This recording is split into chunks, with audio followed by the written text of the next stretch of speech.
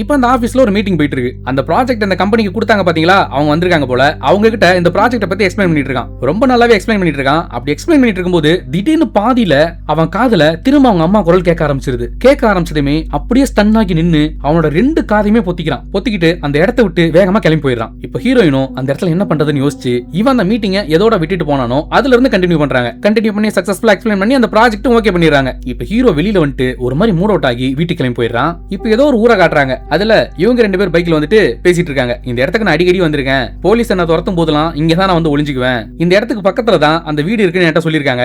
அந்த வீட்ல ஒரு பஞ்சலோக சிலை ஒண்ணு இருக்கு. அந்த சிலையை மட்டும் நம்ம எப்படியா திருடிட்டோம்னா அது ஒரு பெரிய ரேட்டுக்கு வித்தரலாம் அப்படின்னு சொல்லிட்டு பேசிட்டு இருக்காங்க. சரி அப்படின்னு எப்பவே போலாமே அப்படின்னு சொல்லி பக்கத்துல இருக்கிறவங்க கேட்க, டேய் வெளிச்சத்துல போனா நம்ம மாட்டிக்குவோம்டா, இங்கே உட்காந்து சரக்கு அடிச்சுட்டு இருட்டினதுக்கு அப்புறம் போலாம் அப்படின்னு சொல்லிட்டு அங்கே உட்காந்து சரக்கு அடிக்க ஆரம்பிக்கிறாங்க. இப்ப சரக்குலாம் அடிச்சு முடிச்சுட்டு இருட்டிடுது. இப்ப அந்த வீட்டுக்கு கிளம்பி போயிடுறாங்க. கிளம்பி போனா இதான் அந்த வீடு போல.